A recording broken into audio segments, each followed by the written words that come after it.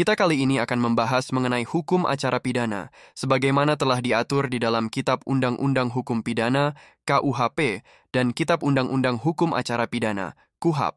Hukum acara pidana adalah sekumpulan aturan yang mengatur proses penyidikan, penuntutan, dan pemeriksaan perkara pidana di pengadilan.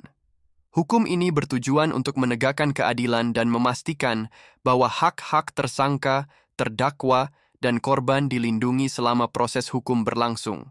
Tujuan hukum acara pidana: menegakkan keadilan, memastikan keadilan bagi semua pihak yang terlibat dalam proses pidana. Melindungi hak asasi manusia, menjamin hak-hak tersangka dan terdakwa selama proses hukum. Menjamin proses hukum yang adil. Menyediakan prosedur yang jelas dan transparan dalam penanganan perkara pidana. Mencegah penyalahgunaan kekuasaan. Mengatur batasan bagi aparat penegak hukum agar tidak menyalahgunakan wewenangnya. Asas-asas hukum acara pidana. Asas legalitas, nullum crimen, nulla poena sine lege. Tidak ada perbuatan yang dapat dipidana tanpa adanya undang-undang yang mengaturnya. Asas peradilan yang adil, fair trial. Setiap orang berhak untuk mendapatkan peradilan yang adil dan tidak memihak. Asas presumption of innocence. Setiap orang dianggap tidak bersalah sampai terbukti sebaliknya. Asas kepastian hukum.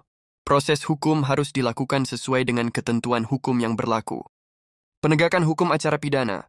Penerapan hukum acara pidana dilakukan oleh berbagai institusi, termasuk polisi, melaksanakan penyidikan dan pengumpulan bukti. Jaksa, menuntut perkara di pengadilan. Hakim, memeriksa dan memutuskan perkara berdasarkan bukti dan fakta yang terungkap. Hukum acara pidana merupakan bagian penting dari sistem peradilan pidana yang menjamin keadilan dan perlindungan hak asasi manusia. Pemahaman yang baik mengenai hukum ini sangat penting bagi semua pihak yang terlibat dalam proses hukum, baik sebagai penegak hukum, tersangka, terdakwa, maupun masyarakat umum. Jika konten ini bermanfaat, share ke semua orang agar mengetahui dan melek terhadap hukum.